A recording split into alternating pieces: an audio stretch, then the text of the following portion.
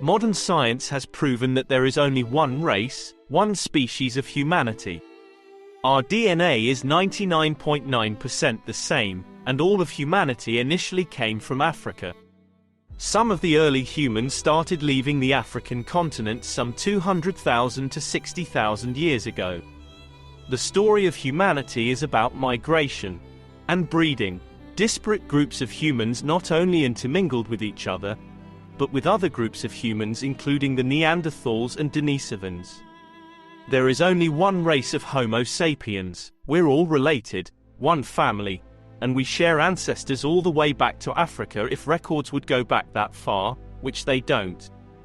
The story of civilization, group identity, and things like writing to tell us the stories of the past weren't written down until the first alphabet and writings were penned back in ancient Sumeria about 3400 BC.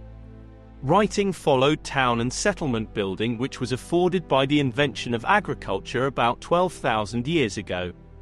It is through this contextual lens that this high-level view and video remembers the atrocities of the Holocaust for two purposes. One, to honor the dead, and second, so that the Holocaust is never repeated. 6 million Jews were exterminated in the Holocaust, as well as 5 million political prisoners, Romas, gays, disabled, and others at the hands of the Nazi captors. To truly cover the subject, it is imperative that we make a contextual connection between the hatred that the Nazis felt to their victims as well as understanding the victims themselves. To do that, we must discuss who the Jewish people are and how anti-Semitism was invented and used for nefarious purposes, including scapegoating or blaming ills on others, going back millennia, as well as tell the story of the other victims of the Holocaust. Future videos will discuss the importance and contributions of the Jews and the other peoples persecuted in the Holocaust to world history, culture, and civilization, as well as the importance of Judaism and the founding of the Abrahamic religions of which Christianity and Islam derive. But first, what was the Holocaust? The Holocaust was the most genocidal act in all of recorded human history, and unfolded during the tumultuous period of World War II. It was a systematic, state-sponsored genocide orchestrated by Adolf Hitler's Nazi regime, aiming to annihilate the Jewish people and other targeted groups. But who are the Jews, and why did Hitler try to annihilate them? And why did he use them as a scapegoat? The origins of the Jewish people trace back to ancient times, shaped by a rich tapestry of history, culture, and religious tradition. This is not a comprehensive timeline. Recent DNA research has suggested that the ancient Israelites came from the Caucasus or eastern Anatolia, as do many of the Europeans alive today, as well as from the ancient Canaanites, as do modern Israelites and Palestinian populations. The concepts of modern racism didn't exist in these times. Peoples across cultures and borders were known to be related, but, in the story of humanity, one could argue that the first act of prejudice and discrimination was that of Cain when he murdered Abel. As peoples developed permanent settlements, and later culture and a sense of group belonging, groups not only defended themselves from others, they attacked others for wealth, land, and resources. According to biblical narratives, the patriarch Abraham plays a pivotal role in the establishment of the Jewish lineage around 1800 BCE. 2024 in the Jewish calendar is 5784 for reference. Using the name or writing of the name of the Creator is not to be used or pronounced except during Yom Kippur, the holiday of atonement and repentance, by the high priest, so for the purpose of this video, we will refer to the Creator as Hashem, or the name, a common reference and substitute. Abraham, considered the father of the Hebrews, made a covenant with Hashem and migrated from Ur, Mesopotamia to the Levant and modern-day Israel. Some later migrated to Egypt, possibly because of famine, about 450 years prior to Exodus. The story of the Exodus around 1250 BCE and the parting of the Red Sea from Egypt, led by Moses, further solidifies the Jewish identity, marking their liberation from slavery and Hashem's continued benevolence to them. The giving of the Torah, the first 5 books of the Jewish Bible, at Mount Sinai, forms the basis of Jewish religious law and moral principles. And Moses' descendants were chosen by the Hashem to be the chosen people, the Creator's most beloved treasure of all peoples, a kingdom of priests and a holy nation. The Torah, Exodus chapter 19 verses 3 through 6. Over centuries, the Israelites, Hebrews, or Jews, as they came to be known, experienced periods of prosperity, conquest, and exile. Their kingdoms created and destroyed, as well as their temples. The construction of the first temple in Jerusalem became a symbol of their unity under King Solomon. However, the Babylonian exile and subsequent return marked a transformative period, influencing religious practices and shaping the collective identity. The destruction of the Second Temple by the Romans in 70 CE led to the dispersion of Jews, known as the diaspora, resulting in a global presence. Despite challenges and persecutions throughout history, the Jewish people have preserved the distinct heritage, contributing significantly to various societies and cultures. Today, their story stands as a testament to resilience, faith, and the enduring strength of cultural identity. The Jewish diaspora, a pivotal chapter in Jewish history, unfolds as a narrative of dispersion and resilience. After captivity in Egypt and the founding of Judah around 1250 BCE, the Jewish people later endured the conquest of their homeland in 598 BCE by the Babylonians and then expulsion from Judah. They were allowed to return, which some did in 538 BCE. This marked the beginning of a widespread scattering across different regions, shaping a diverse network of Jewish communities. The Roman Empire played a significant role, with the destruction of the Second Temple in 70 CE prompting a large-scale dispersion. Over centuries, Jews settled in various parts of the world, contributing to the rich tapestry of global cultures. Despite geographical distances, a shared cultural and religious identity has bound the dispersed Jewish communities. The challenges faced by Jews in the diaspora range from discriminatory policies and expulsions to periods of relative acceptance and flourishing cultural exchange. The diaspora, characterized by adaptability and tenacity, has become a defining feature of Jewish history, influencing traditions, languages, and social dynamics across continents. In modern times, the establishment of the State of Israel has added a complex layer to the diaspora narrative, offering a homeland while maintaining the global interconnectedness of Jewish communities. The story of the Jewish diaspora is one of endurance, cultural enrichment, and the enduring strength of a shared heritage.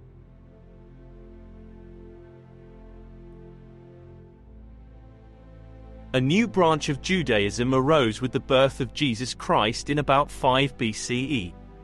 Jesus and his original followers, the Christian disciples and apostles, believed that Jesus was the Son of Hashem and was the Messiah discussed in the sacred Jewish texts. When Jesus was killed in 33 BCE, modern anti-Semitism didn't exist.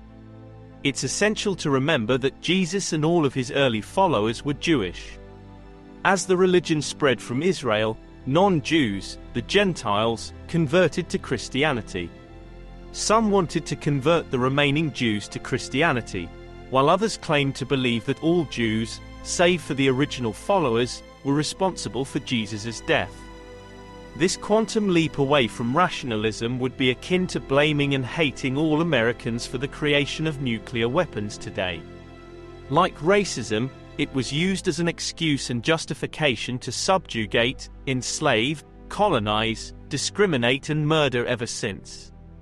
This irrational narrative negates common sense, history, and ignores the scientific fact that we are all one race, one humanity. Christianity was born from Judaism, not separate from it. Christians owe their entire religion and Jesus to Hashem and Judaism.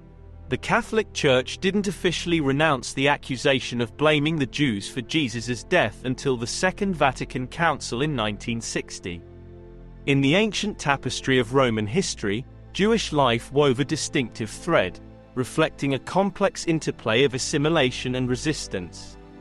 From the early days of the Roman Republic to the expansive reach of the Roman Empire, Jews established communities in various regions. Rome, a melting pot of cultures, witnessed the integration of Jewish residents who engaged in trade, commerce, and diverse professions. The Jewish community in Rome, though often marginalized, maintained a resilient identity shaped by religious practices, including synagogues and communal gatherings. The Hellenistic influence prevalent in Rome during this era added layers to Jewish cultural expression. However, clashes arose, particularly during periods of political instability, leading to sporadic persecutions. The Roman conquest of Jerusalem in 70 CE and the destruction of the Second Temple marked a significant turning point, impacting the Jewish diaspora.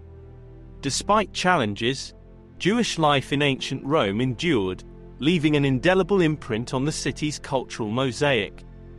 The archaeological remnants, including catacombs and inscriptions, provide glimpses into the complexities of Jewish existence within the expansive reach of the Roman Empire.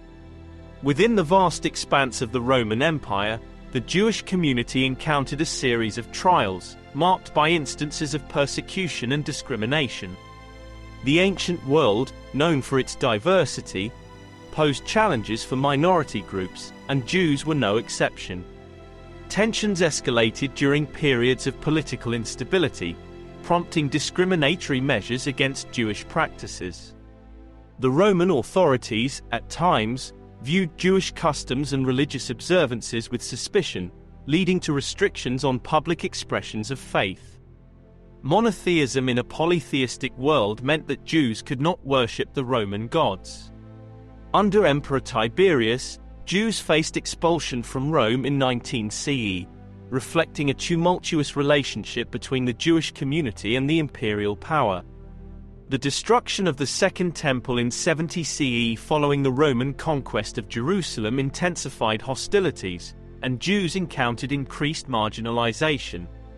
Emperor Hadrian's policies further exacerbated the situation, with the suppression of Jewish revolts resulting in severe consequences, including the renaming of Jerusalem as Aelia Capitolina. Despite these challenges, Jewish communities resiliently persisted, adapting to the evolving landscape while maintaining cultural and religious identity. The instances of persecution and discrimination in the Roman Empire underscore the complexities of coexistence in an era defined by shifting power dynamics and cultural clashes. As the Roman Empire transitioned to Christianity, the shift in religious dynamics brought forth new challenges for the Jewish community.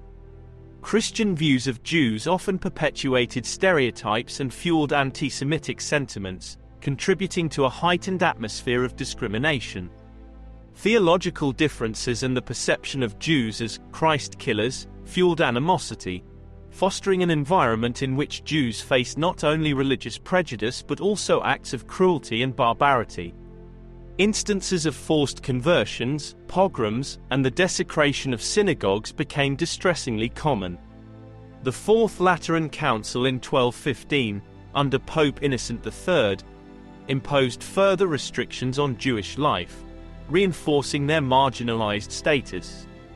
The cumulative impact of theological animosity and discriminatory policies during this period cast a long shadow on the Jewish experience in the Roman Empire, leaving scars that resonated through subsequent centuries. During the historical panorama of the Crusades, a somber chapter unfolds wherein the role of these holy wars significantly contributed to the intensification of anti-Semitic views. Launched with the purported aim of reclaiming Jerusalem from Muslim control, the Crusades became fertile ground for the propagation of religious fervor, often accompanied by deep-seated prejudices. As Christian armies embarked on their journeys to the Holy Land, encounters with Jewish communities along the way became opportunities for hostility. Jews were often viewed as the other, and anti-Semitic rhetoric gained momentum, fueled by a toxic blend of religious zeal and unfounded accusations. Pogroms and violence against Jewish populations became distressingly common, with massacres occurring in various European regions. The Crusades not only failed in their primary objective but left a lasting legacy of bitterness and animosity towards Jews. The deepening of anti-Semitic views during this tumultuous period set a precedent, casting shadows that would persist through subsequent eras, shaping the trajectory of Jewish-Christian relations in the medieval world. Amidst the tumultuous epoch of the Crusades, history recounts a distressing narrative of violent acts perpetrated against Jewish communities. Initiated with the avowed goal of reclaiming Jerusalem, the Crusades unleashed a wave of religious fervor that often escalated into hostility towards those perceived as religious outsiders.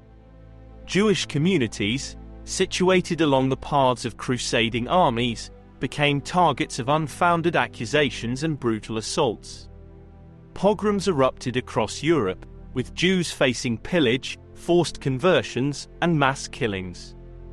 The First Crusade, in particular, witnessed egregious acts of violence, such as the massacre in the Rhineland where thousands of Jews perished. The fervent zeal of crusaders, fueled by religious fervor and a distorted sense of righteousness, created an atmosphere of terror for Jewish inhabitants. The violence inflicted upon Jewish communities during the Crusades left a painful imprint on the historical tapestry, marking a tragic chapter in the enduring struggle against prejudice and persecution. The small number of Jews with resources often found themselves involved in money lending, a role shaped by a complex interplay of historical, social, and religious factors. Due to Christian prohibitions against usury, which involved charging interest on loans, Jews became key figures in financial transactions. The Church's restrictions on lending practices did not extend to Jews, providing them with an economic niche. However, this financial involvement also became a double-edged sword. While it offered economic opportunities, it also fueled anti-Semitic sentiments. The association between Jews and money lending led to the perpetuation of negative stereotypes, with Jews being unfairly characterized as usurers and manipulators. As economic conditions fluctuated, and rulers sought to alleviate debt burdens, scapegoating Jews became a convenient outlet, contributing to the deepening of anti-Semitic attitudes. The economic role of Jews in money lending during the Middle Ages thus became a source of both economic opportunity and enduring prejudice. In the labyrinthine passages of medieval history, the Middle Ages bore witness to a series of profound and tragic events, the expulsions of Jewish communities from various European countries. This unsettling chapter unfolded as Jews, who had settled in different regions, faced recurring waves of forced displacement. These expulsions were often precipitated by a toxic blend of religious intolerance, economic scapegoating, and political turmoil. In England, the Edict of Expulsion in 1290 under King Edward I marked the banishment of Jewish residents, stripping them of their homes and possessions.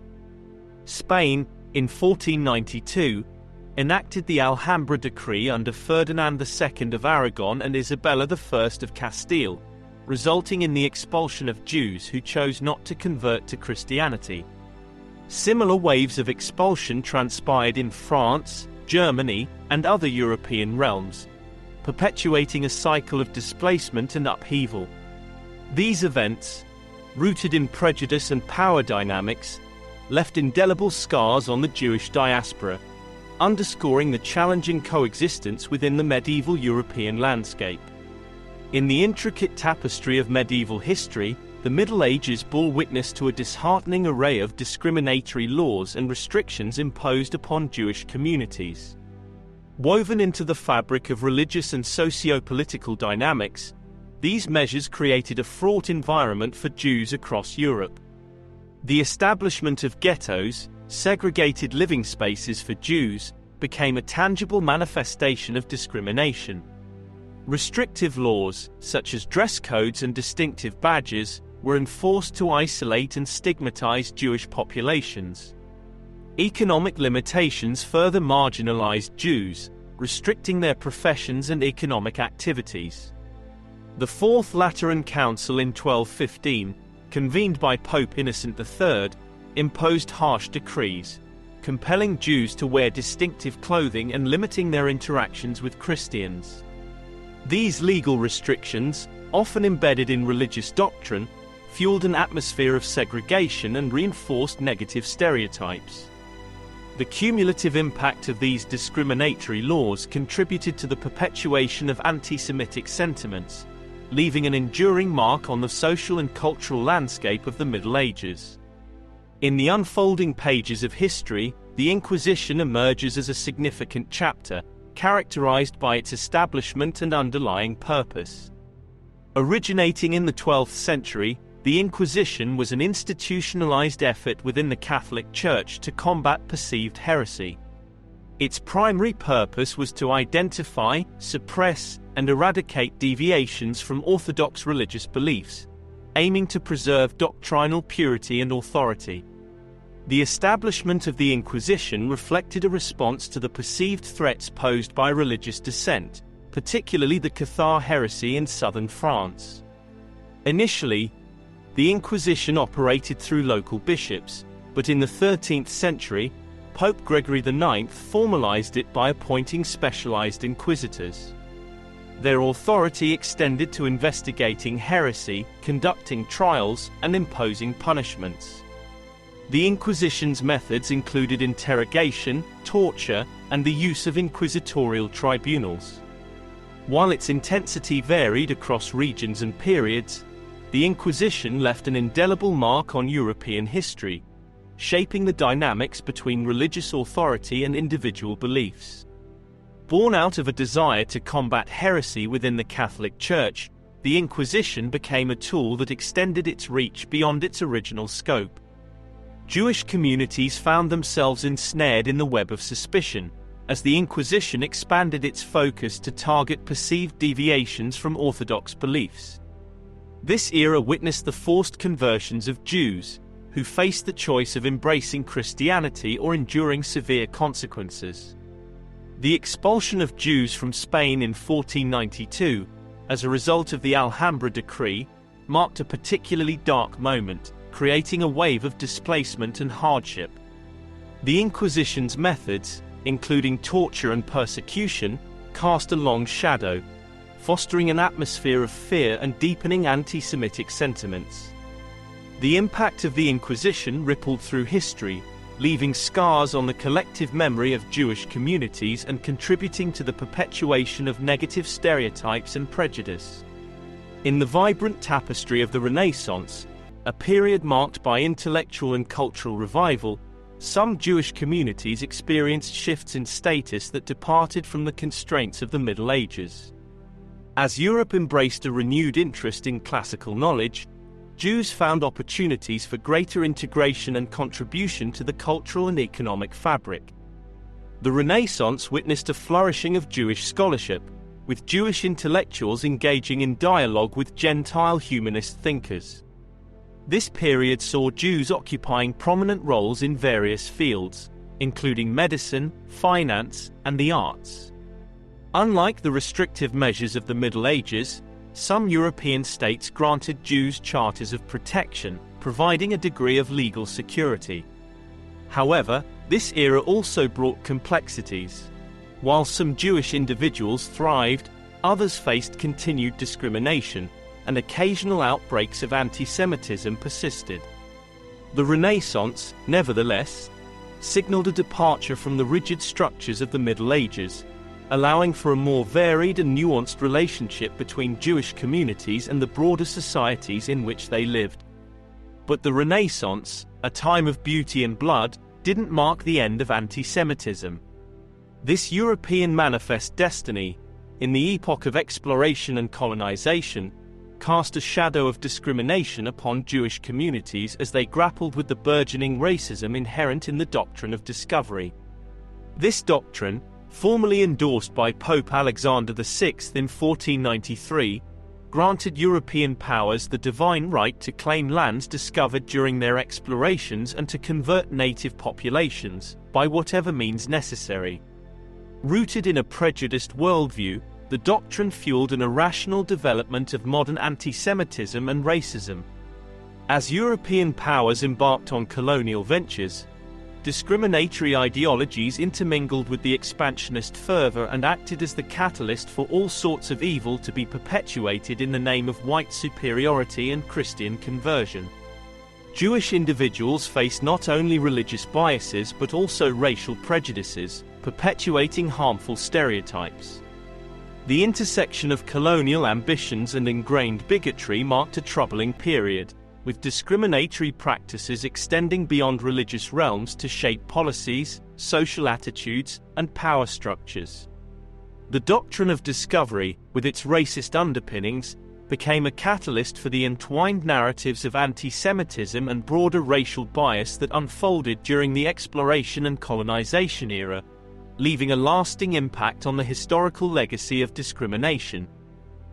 Amidst the transformative currents of the Age of Reason, the impact of Enlightenment ideals on Jewish rights emerged as a pivotal narrative, ushering in a period of profound change. Enlightenment thinkers championed reason, individual liberty, and equality, challenging traditional norms and fostering a spirit of inclusivity. For Jewish communities, this intellectual movement offered a glimmer of hope, as Enlightenment principles began to dismantle long-standing discriminatory practices. The call for religious tolerance gained momentum, challenging the restrictions that had constrained Jewish rights for centuries. Influential figures advocated for the equal treatment of Jews, challenging prevailing prejudices. As Enlightenment ideals permeated societal consciousness, some European states began to enact legal reforms, affording Jews greater rights and opportunities. This era witnessed the gradual dismantling of discriminatory laws and restrictions, paving the way for Jewish individuals to participate more fully in civic life. While challenges persisted, the Age of Reason marked a transformative chapter in the trajectory of Jewish rights, aligning with the broader pursuit of human dignity and equality. While Enlightenment thinkers advocated for reason, individual liberties, and the dismantling of discriminatory practices, the application of these ideals remained inconsistent. Anti-Semitic prejudices endured in various forms, challenging the notion of universal equality. Some Enlightenment thinkers, paradoxically, held on to prejudiced views, perpetuating stereotypes about Jews. Social attitudes, deeply rooted in historical biases, often resisted the full realization of Enlightenment principles for Jewish communities. Despite legal reforms in certain European states, discrimination lingered, limiting the extent to which Jews could fully participate in society. The Enlightenment, while a beacon of progress, revealed the complexity of societal transformation, highlighting the persistent challenges in overcoming deeply ingrained prejudices and biases that persisted despite the intellectual advancements of the era. Amidst the transformative upheavals of the Industrial Revolution, the specter of anti-Semitism persisted, casting a shadow on the societal shifts and technological advancements of the era. The rapid industrialization and urbanization that characterized this period also brought about changes in social dynamics. Unfortunately, Jewish communities often found themselves facing discrimination and prejudice as they navigated the evolving landscape.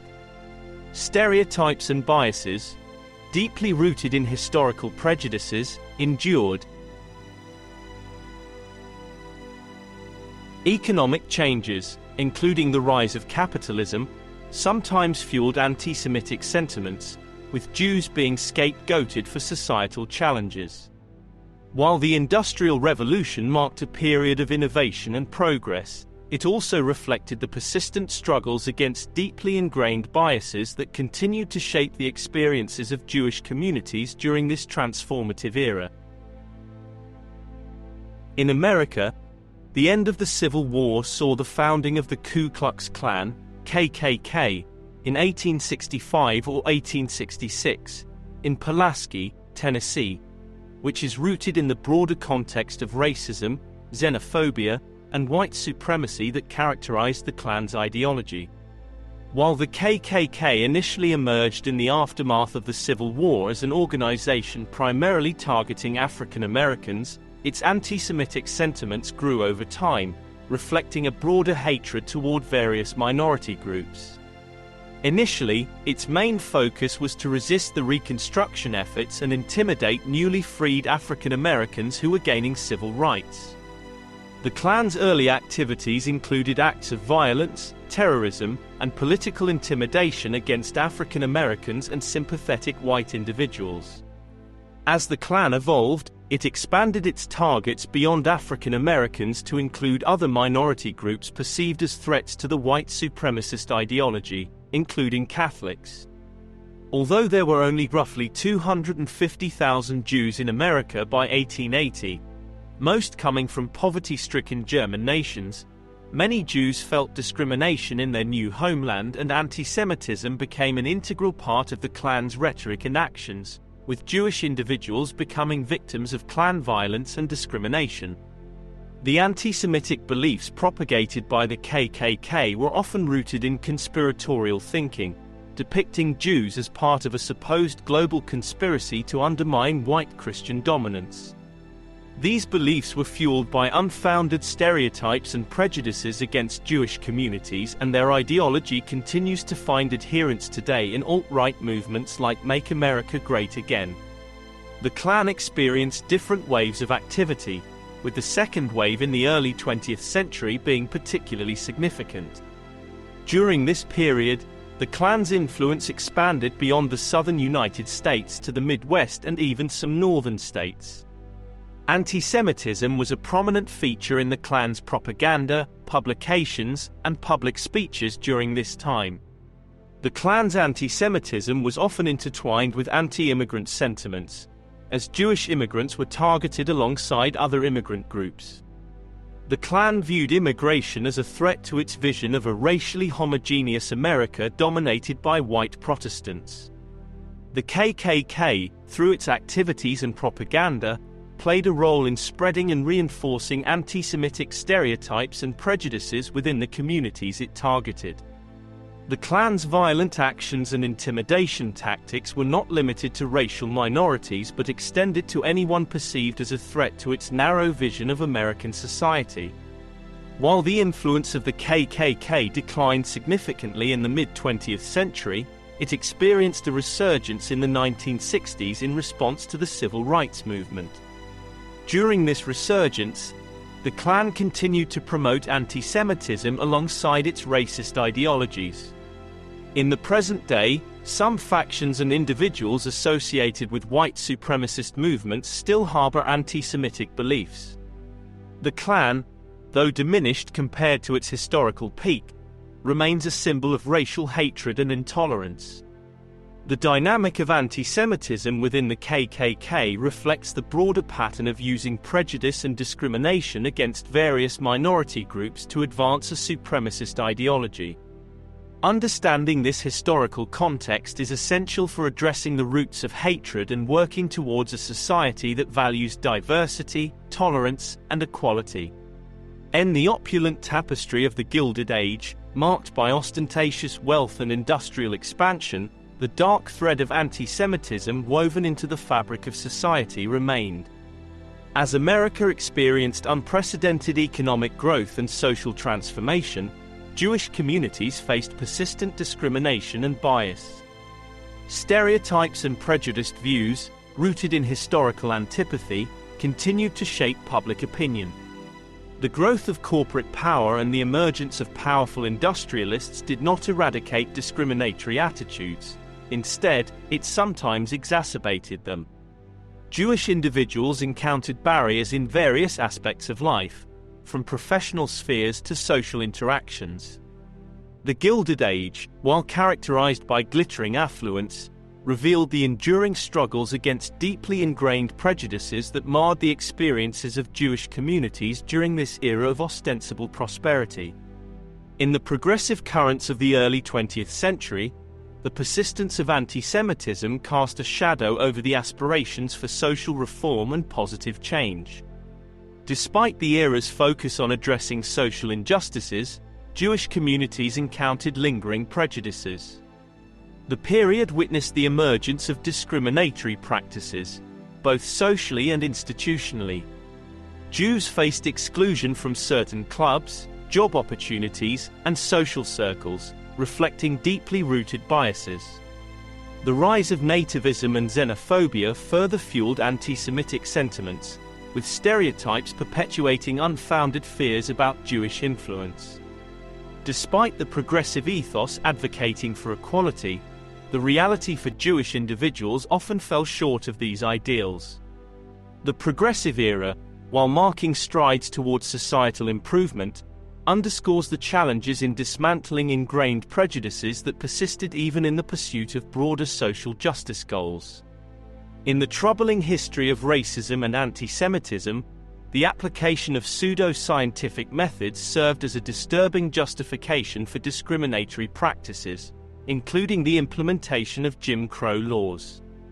Pseudoscience, marked by flawed methodologies and biased interpretations, was wielded to legitimize prejudiced ideologies and institutionalize racial hierarchies. During the late 19th and early 20th centuries, as racial theories gained prominence, pseudo-scientific ideas permeated academic circles.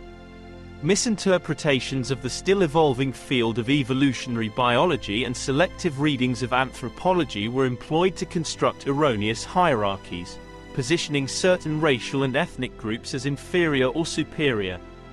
In the case of anti-Semitism, pseudo-scientific views portrayed Jews as genetically predisposed to negative traits, reinforcing age-old stereotypes. The pseudoscience of eugenics further fueled discriminatory practices. Advocates argued that selective breeding could improve the genetic quality of the population, leading to policies such as forced sterilization and restrictions on immigration based on racial and ethnic criteria. These measures were justified using the veneer of scientific legitimacy, perpetuating harmful ideologies. The rationale behind Jim Crow laws, implemented primarily in the southern United States, rested on a distorted interpretation of social Darwinism and eugenics. Pseudo-scientific justifications were used to argue for the separation of races in public spaces, claiming it was a necessary measure to maintain social order and prevent the alleged degeneration of the white race. In the annals of history, the name Henry Ford resonates not only for his pioneering contributions to the automotive industry but also for his regrettable involvement in disseminating anti-Semitic propaganda. During the early 20th century, Ford, a prominent industrialist and founder of the Ford Motor Company, used his influence to propagate harmful stereotypes and conspiracy theories about Jewish people. His newspaper, the Dearborn Independent, became a platform for spreading anti-Semitic views, fueled by unfounded accusations and prejudiced narratives. The infamous The International Jew series, compiled and published by Ford, perpetuated harmful tropes about Jewish influence in various spheres, contributing to the intensification of anti-Semitic sentiments during that time. Despite later disassociating himself from the content and issuing an apology, Ford's role in the dissemination of anti-Semitic propaganda remains a stain on his legacy, underscoring the potential dangers when influential figures with more money than brains misuse their platforms to promote harmful ideologies. But worse yet, this was a profound repudiation of not only the Jewish people, but their culture, epitomized in a new caricature of an entire people. For more recent examples, think of the witches in Disney's anti-Semitic 1937 movie, Snow White and the Seven Dwarfs, or the contrasted parody in the subversive and anti-fascist movie, The Wizard of Oz, in 1939 of the Wicked Witch of the West to her more iron counterpart, Glinda, the Good Witch, a topic for a future video. The misuse of pseudoscience to define and justify racism and anti-Semitism underscores the dangerous intersection of flawed scientific reasoning and discriminatory ideologies. It reveals how seemingly objective language and terminology were manipulated to provide a veneer of legitimacy for policies that perpetuated systemic inequality and racial oppression with no real scientific fact to back up these evil assertions. Understanding this history is crucial for dismantling the enduring legacies of racism and anti-Semitism in contemporary society, as well as to understand the underlying rationale of the Nazis' racist and inhumane ideology. Tied into these ideologies was the eugenics movement, the term coined by British scholar Sir Francis Galton, cousin to Charles Darwin. Emerging in the late 19th and early 20th centuries America, eugenics sought to apply principles of selective breeding to humans in an attempt to improve the genetic quality of the population. However, these ideas were often intertwined with discriminatory ideologies, including anti-Semitic beliefs. Advocates of eugenics promoted harmful stereotypes about specific ethnic and religious groups, including Jews. Around 70,000 people have been sterilized in America, especially African American, Latina, and Native American women, and some men as well as people with disabilities in the name of eugenics. Pseudo-scientific views on race and genetics fueled unfounded claims about the supposed genetic inferiority of Jewish individuals, among others. The eugenics movement's influence, while not uniform, underscored the dangerous potential of using scientific language to legitimize discriminatory views, contributing to the perpetuation of anti-Semitic sentiments during a turbulent period of ideological fervor. One of the key intersections between eugenics and anti-Semitism lay in the propagation of harmful stereotypes about Jewish individuals. Pseudo-scientific views on race and genetics were exploited to portray Jews as genetically inferior, reinforcing baseless claims about intelligence, behavior, and other characteristics, a tactic long used by racists on the wrong side of history, usually lashing out a means to protect some potential perceived loss to their wealth, status, or station in life. As an example, President Lincoln was called an ape by many a secessionist before the Civil War. These unfounded beliefs became part of the broader fabric of anti-Semitic ideologies, contributing to discriminatory attitudes, and unfortunately, there are some in the world who will listen to the person who shouts the loudest, no matter how many lies are uttered. A recurrent theme of nationalism, populism, and fascism. Just look at the so far enduring popularity of Donald Trump. The notorious Nuremberg laws enacted by Nazi Germany in the 1930s illustrate the toxic marriage between eugenics and anti-Semitism. These laws, informed by eugenic principles, institutionalized racial purity and targeted Jews with discriminatory regulations, marking a tragic culmination of the links between pseudo-scientific eugenics and anti-Semitic ideologies. We'll discuss the Nuremberg laws and Nazism shortly. The misuse of scientific language in the service of discriminatory beliefs underscores the danger of distorting research for ideological, economic, or political ends. The links between eugenics and anti-Semitism demonstrate how ostensibly objective scientific concepts can be manipulated to legitimize prejudice, leading to devastating consequences for targeted communities. Understanding this historical connection is essential for recognizing and combating the enduring legacies of discriminatory ideologies that persist in contemporary society. The involvement of Jewish individuals and communities in World War I was widespread and diverse, reflecting their commitment to the countries in which they lived and the varied roles they played during this pivotal period. Jewish participation in the war was not confined to a singular perspective or allegiance. Rather, it mirrored the complexity of Jewish experiences across different nations. In many countries, Jews enthusiastically joined the war effort, driven by a sense of patriotism and a desire to contribute to the defense of their homelands. Jewish soldiers served in the armed forces of various nations, fighting on both the Allied and Central Powers sides. Their contributions were significant, with Jewish soldiers displaying courage and dedication on the front lines.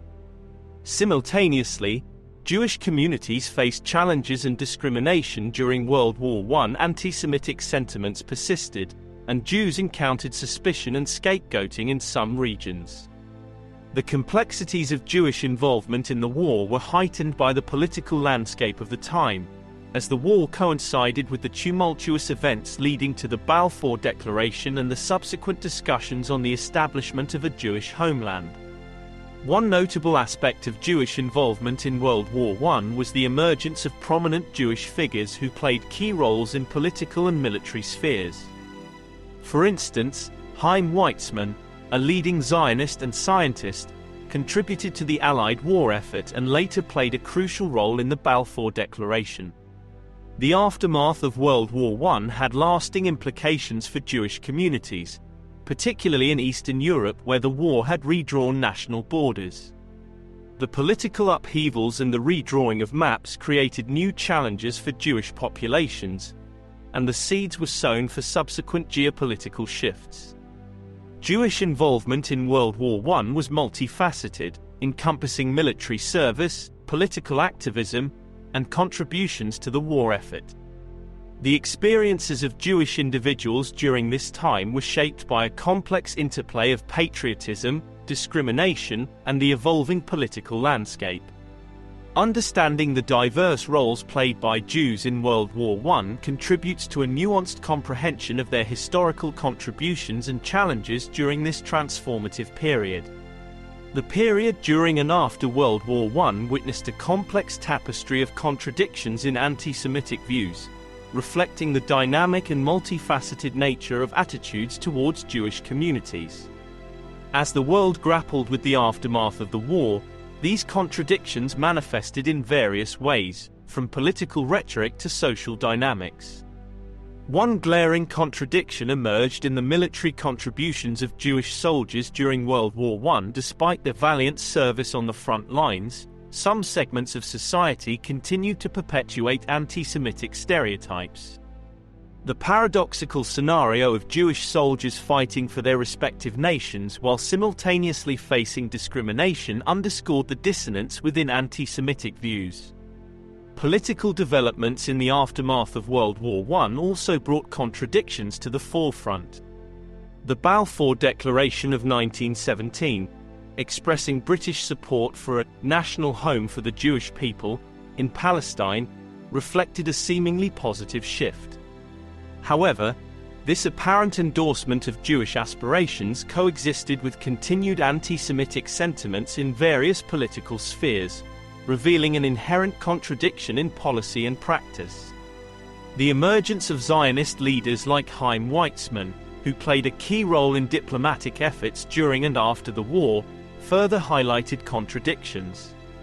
Zionism, a political and ideological movement rooted in the desire for a national homeland for the Jewish people, gained momentum in the late 19th and early 20th centuries. The term Zionism was coined by Theodor Herzl, a Viennese journalist, in the late 19th century. Herzl's seminal work, The Jewish State, published in 1896, articulated the need for a sovereign Jewish homeland to address rising anti-Semitism. The First Zionist Congress in 1897 marked a crucial moment, where Herzl and other leaders convened to discuss the establishment of a Jewish homeland in Palestine.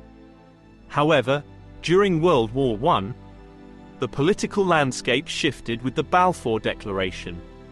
This declaration, coupled with developments in international geopolitics, laid the groundwork for the Zionist movement's aspirations as well the yet unanswered questions of a peace and two-state solution for the related Jewish and Palestinian peoples. The Weimar Republic that emerged in post-war Germany presented both challenges and opportunities for Zionism, as Jewish communities navigated a complex socio-political environment. While these leaders contributed to the Zionist cause, anti-Semitic views persisted in other arenas, creating a paradox where Jews were simultaneously recognized for their political acumen and subjected to discriminatory beliefs. The aftermath of World War I left Germany in a state of profound turmoil, both economically and politically. The Treaty of Versailles, signed in 1919, imposed harsh reparations on Germany, exacerbating the economic difficulties facing the German people.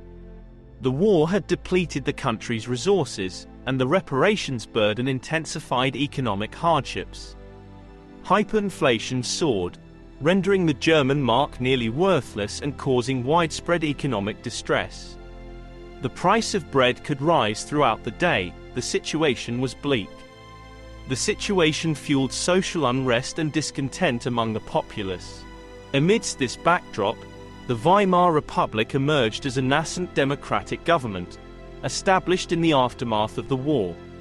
Instituted in 1919, the Weimar Republic faced formidable challenges as it grappled with economic crises, political instability, and societal discontent. The Republic's early years witnessed attempts to stabilize the economy, but these efforts often fell short, contributing to a climate of frustration and disillusionment. The Weimar Republic's efforts to address economic challenges were further complicated by political turmoil. Radical ideologies, both from the left and the right, gained traction as Germans sought alternatives to the perceived failures of the Republic.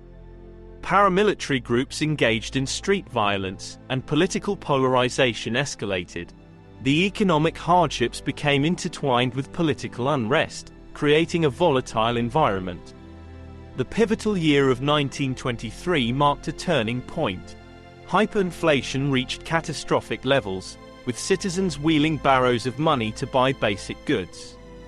The economic collapse and societal discontent set the stage for the infamous Beer Hall Putsch in 1923, an attempt by Adolf Hitler and the Nazi Party to seize power. The failure of the putsch led to Hitler's imprisonment but also laid the groundwork for the Nazi rise to power in the subsequent years. The mid-1920s brought a brief period of relative stability and economic improvement to the Weimar Republic, known as the Golden Twenties.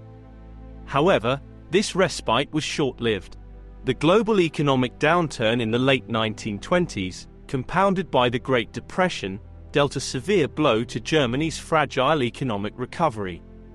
Unemployment soared, and poverty became widespread, fostering a breeding ground for extremist ideologies, as is often the case.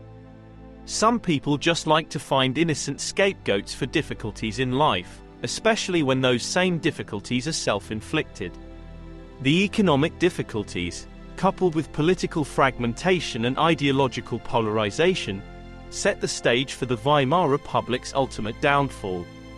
In 1933, amidst the economic and political crises, Adolf Hitler was appointed Chancellor, marking the end of the Weimar Republic and the beginning of the darkest chapter in human history. The fall of Germany after World War I and the economic difficulties faced by the German people were instrumental in the rise and fall of the Weimar Republic. The economic hardships, compounded by political instability, created an environment ripe for radical ideologies. The Weimar Republic's inability to navigate these challenges effectively ultimately paved the way for the ascension of Adolf Hitler and the demise of democratic governance in Germany. Life for German Jews during the aftermath of World War I and the subsequent years of the Weimar Republic was marked by a complex interplay of economic difficulties, social changes, and the rise of anti-Semitism. The destruction Germany faced after the war had profound implications for the Jewish community. In the immediate aftermath of World War I, economic challenges and social unrest affected German Jews alongside the broader population. Hyperinflation and economic instability disproportionately impacted Jews, who, despite their contributions to various sectors, faced discrimination and scapegoating. Jews were often wrongly blamed for Germany's economic troubles, leading to an increase in anti-Semitic sentiments. The establishment of the Weimar Republic brought about political changes, including the formal granting of equal rights to Jewish citizens. While some Jews thrived in the arts, sciences, and business during the Golden Twenties, others faced rising anti-Semitism. Radical political factions, such as the Nazis, exploited economic hardships and societal discontent, fueling anti-Semitic propaganda that scapegoated Jews for Germany's problems. The economic collapse in the early 1920s and the subsequent Great Depression intensified anti-Semitism. Jews were targeted as convenient scapegoats, and discriminatory policies gained traction. The Nazi Party, led by Adolf Hitler, capitalized on the economic hardships and societal discontent, promoting an aggressive and virulent form of anti-Semitism. The Nazis propagated the false notion of a Jewish conspiracy to undermine Germany and exploited existing prejudices. The impact of anti-Semitism culminated in the atrocities of the Holocaust during World War II. The destruction Germany faced after World War I provided fertile ground for the growth of extremist ideologies, contributing to the rise of the Nazi regime and the implementation of genocidal policies. The rise of Adolf Hitler and the Nazi Party during the tumultuous Weimar years in Germany can be attributed to a complex interplay of factors, with hyperinflation serving as a pivotal backdrop to the broader socio-political landscape as well as the impacts of the Great Depression with mass layoffs on an already beleaguered Weimar Republic. The economic turmoil of hyperinflation, coupled with a volatile political climate and societal discontent, created fertile ground for extremist ideologies to flourish. Hyperinflation, a consequence of the economic challenges following World War I and exacerbated by the reparations imposed by the Treaty of Versailles, destabilized the German economy. Citizens faced soaring prices, a devalued currency, and economic uncertainty. The middle class, in particular, saw their savings wiped out, leading to widespread disillusionment and resentment. A situation made even more dire in 1929 with the Great Depression. In this context, Adolf Hitler and the Nazi Party seized the opportunity to exploit economic hardships for political gain. Through propaganda, the media, and Nazi appropriation of all aspects of German society and culture, Hitler's charismatic leadership and oratory skills allowed him to tap into the frustrations of the German population. The Nazis framed Jews and other scapegoats as responsible for Germany's economic woes, promoting anti-Semitic and nationalist narratives that resonated with those seeking simplistic explanations for complex problems.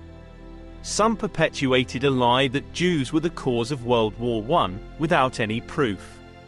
And some believed the lie, similar to the fake narrative that the 2020 election was stolen from Trump, with no proof to substantiate his claims when the proof that he lost the election has been proven.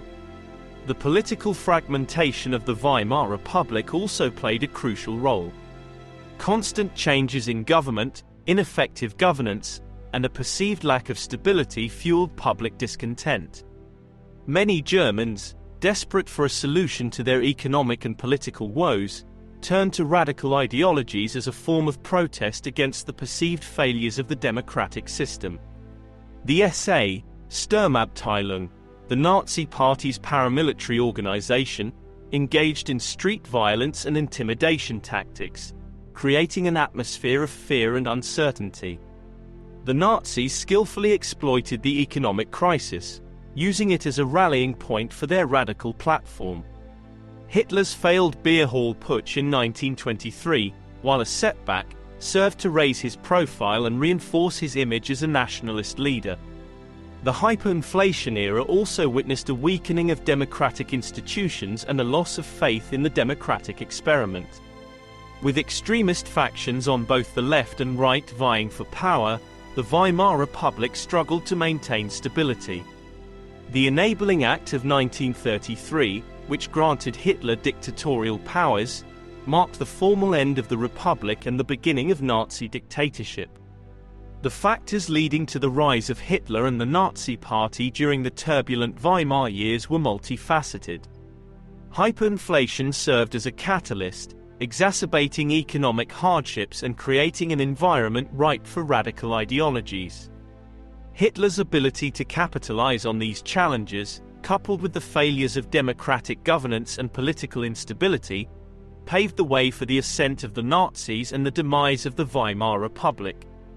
Adolf Hitler's rise to power and his virulent anti-Semitism are integral components of a dark chapter in history, marked by the catastrophic consequences of World War II and the Holocaust. Hitler's ascent from an artist and political agitator to the dictator of Nazi Germany was characterized by a combination of political maneuvering, propaganda, and the exploitation of societal discontent. Hitler's early years in Vienna exposed him to anti-Semitic ideologies that would profoundly shape his worldview. The city's prevalent anti-Jewish sentiments influenced Hitler's thinking and fueled his resentment towards Jews.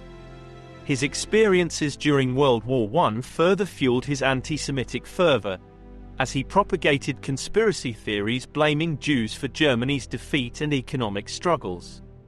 In the chaotic aftermath of World War I, and the Weimar Republic's economic hardships, hyperinflation, and political instability, Hitler recognized the discontent as an opportunity to advance his political ambitions. In 1919, he joined the German Workers' Party, which would later evolve into the National Socialist German Workers' Party, Nazi Party. Hitler's charismatic speeches and ability to tap into the frustrations of the German populace propelled him to prominence within the party. The Nazi Party's platform included an aggressive anti-Semitic agenda, blaming Jews for Germany's perceived decline and advocating for their exclusion from German society. Hitler's anti-Semitism was not merely political posturing. It was a deeply ingrained belief that would become a driving force behind the policies of Nazi Germany. The Beer Hall Putsch of 1923, Hitler's failed attempt to overthrow the Weimar government, resulted in his imprisonment. During this time, he wrote Mein Kampf, an autobiographical manifesto outlining his ideological worldview.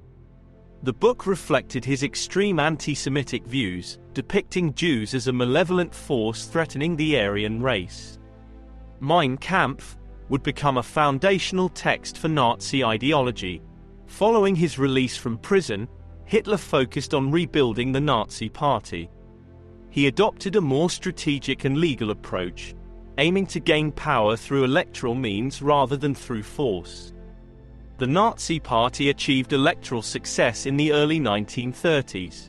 In the July 1932 elections, the Nazis became the largest party in the Reichstag, but Hitler did not secure a majority. President Paul von Hindenburg appointed Hitler as Chancellor on January 30, 1933, in an attempt to create a stable government. Key political figures, believing they could control Hitler, underestimated his intentions.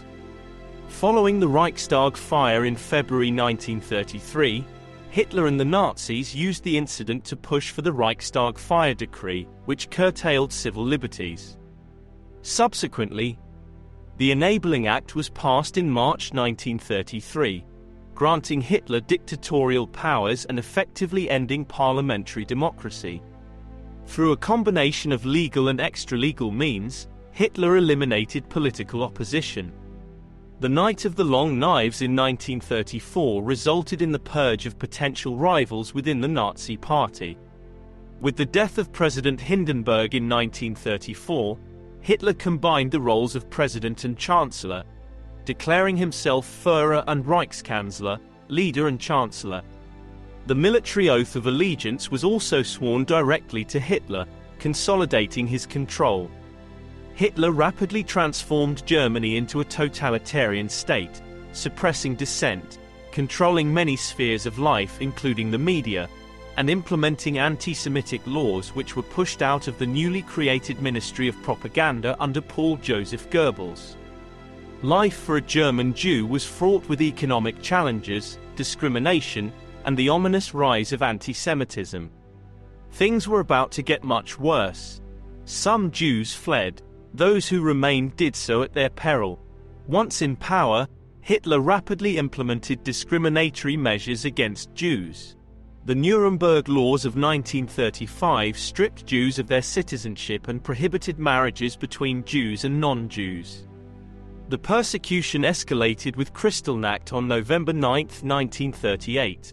Kristallnacht, also known as the Night of Broken Glass, was a violent pogrom against Jews refers to the shattered glass from broken windows that littered the streets after Jewish-owned businesses, homes, and synagogues were systematically vandalized and destroyed. The events of Kristallnacht were instigated by the Nazi regime in response to the assassination of a German diplomat, Ernst von Rath, by Herschel Grinspan, a young Polish Jew, in Paris on November 7, 1938. The Nazis exploited this tragic event as a pretext to unleash a wave of violence against the Jewish population. During Kristallnacht, violent mobs, including members of the SA, Sturmabteilung, the Nazi Party's paramilitary organization, played a crucial role in promoting intimidation and violence.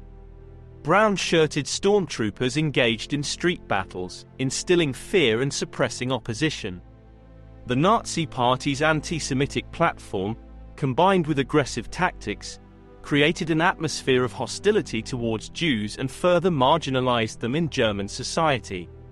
And some in the Hitler Youth targeted Jewish businesses, homes, and synagogues across Germany and parts of Austria during Kristallnacht. Jewish-owned shops were looted, windows were smashed, and countless Jewish homes were vandalized. Synagogues were particularly targeted, with many set on fire or destroyed. The violence also extended to physical assaults, arrests, and even murders of Jewish individuals. The official response to Kristallnacht from the Nazi regime was not one of condemnation but rather an endorsement. On November 11, 1938, the Nazis implemented further measures against the Jewish population. The regime imposed a fine of 1 billion Reichsmarks on the Jewish community, confiscated Jewish-owned property, and implemented additional discriminatory laws and restrictions. Kristallnacht marked a significant turning point in Nazi anti-Jewish policies, transitioning from the systematic marginalization and discrimination of Jews to outright violence and destruction. The international community reacted with shock and condemnation, but it did not lead to substantial intervention to protect the Jewish population. Soon after Kristallnacht, Jews in Germany, and later in the occupied territories, were forced to wear Stars of David, so that they could easily be picked out from a crowd and also to keep others from interacting with them, as Jews were considered enemies of the state under Nazism. This practice of wearing badges originally started back in the 13th century, as we discussed earlier, but this practice had largely died out after the French Revolution across Europe. The other victims of the Holocaust had their own distinctive badges, usually a triangle of some color, in the camps. The aftermath of Kristallnacht had profound consequences and may well be the beginning of the Holocaust. It accelerated the process of Jewish emigration from Germany and marked the intensification of the persecution that would eventually culminate in the concentration camps. The violence and destruction of Kristallnacht serve as a grim reminder of the escalation of anti-Semitic policies under the Nazi regime and the devastating impact of state-sanctioned violence against a targeted minority. Hitler's anti-Semitism, deeply embedded in Nazi ideology, became a driving force behind the genocide that claimed the lives of 6 million Jews during the Holocaust. The horrors of this period underscore the devastating impact of Hitler's rise to power and the virulence of his anti-Semitic beliefs on the course of history. Understanding this dark chapter is essential for commemorating the victims and ensuring that the lessons of the past inform our commitment to tolerance and human rights. The pseudo-scientific views on race that gained prominence in America in the early 20th century had a profound impact on the development and justification of Nazi ideology in Germany. Drawing on distorted interpretations of evolutionary biology, genetics, and eugenics, these pseudo-scientific notions played a central role in formulating the racist beliefs that underpinned the policies and atrocities of the Nazi regime. One of the key elements of Nazi ideology was the propagation of an Aryan master race theory, which posited a hierarchy of races with Aryans at the top.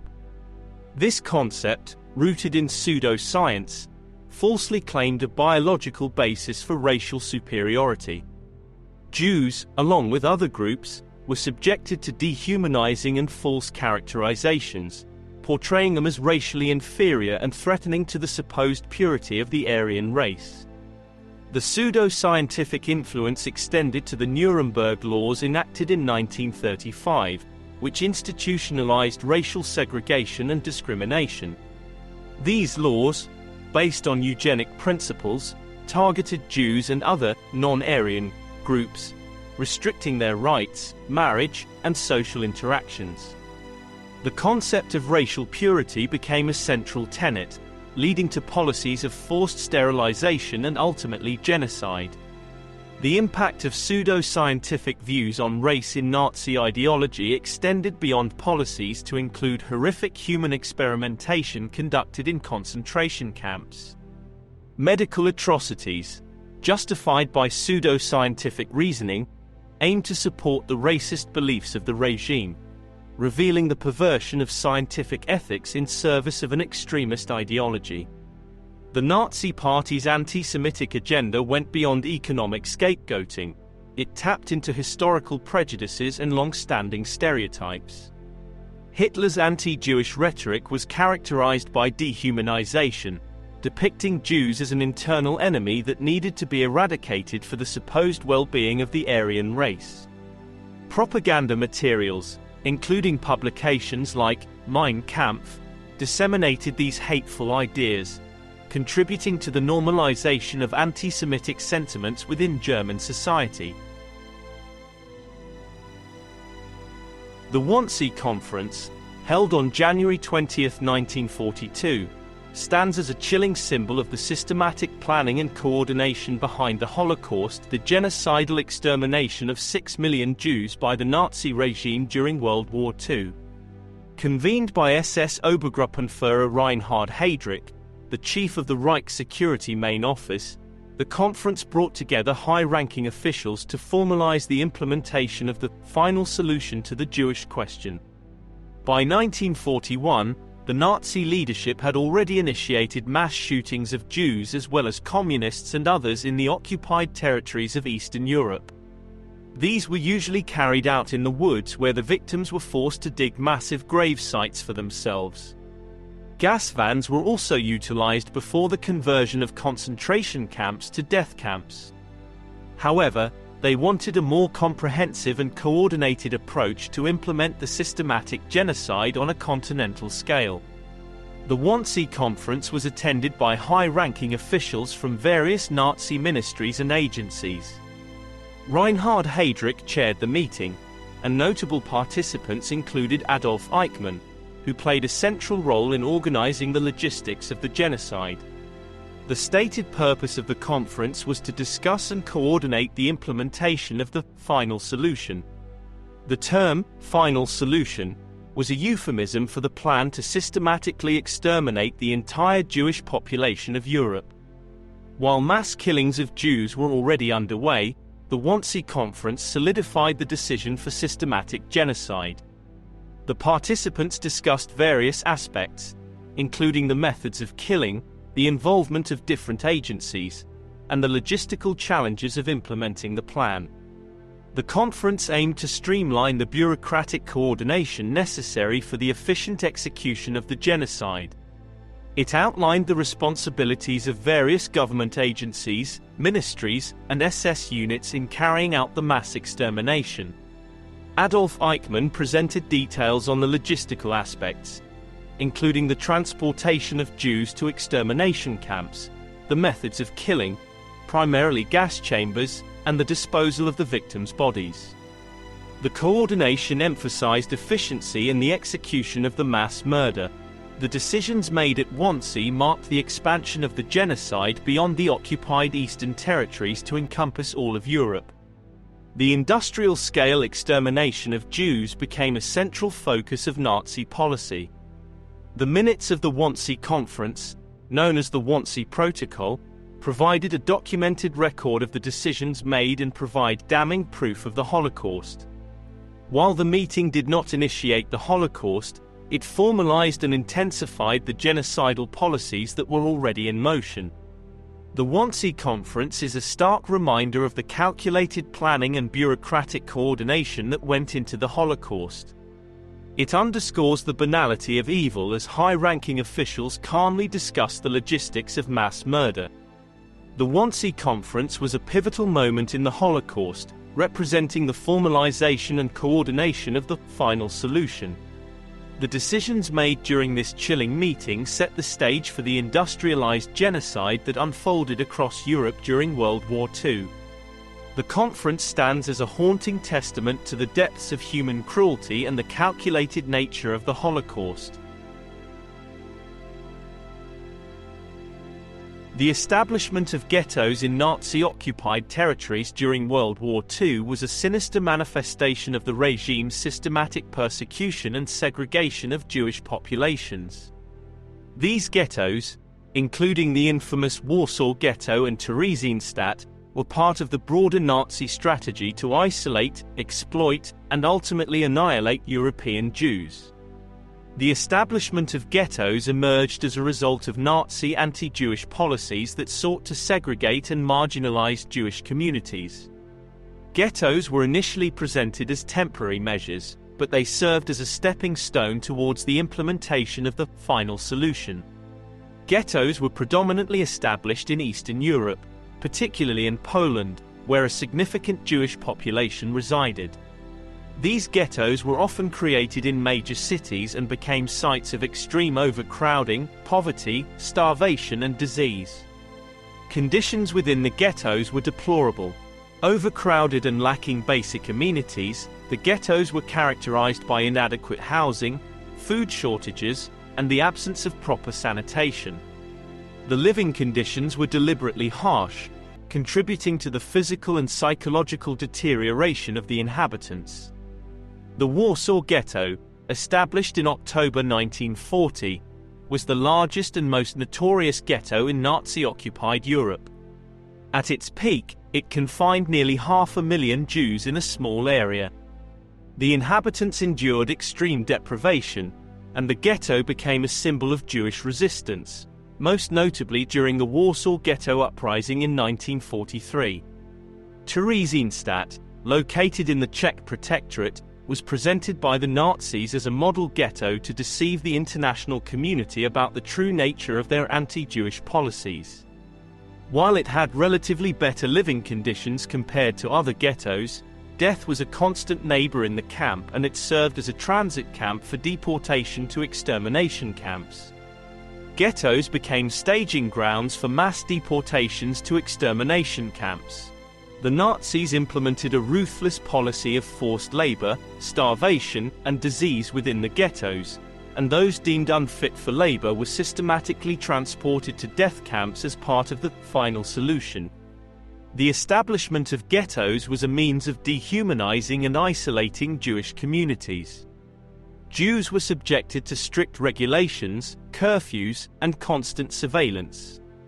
Ghettos were not only physical enclosures but also symbolic representations of the Nazi regime's determination to marginalize and eradicate Jewish life. The legacy of the ghettos is one of immense suffering, resistance, and resilience. The ghettos stand as testament to the brutality of Nazi policies, the endurance of the human spirit under extreme conditions, and the collective memory of the Holocaust. The establishment of ghettos in Nazi-occupied territories was a dark chapter in history, marked by cruelty, deprivation, and ultimately, mass extermination. The ghettos, including the Warsaw Ghetto and Theresienstadt, symbolize the depths of Nazi anti-Jewish policies and the resilience of those who faced unimaginable hardships during this period of systematic persecution.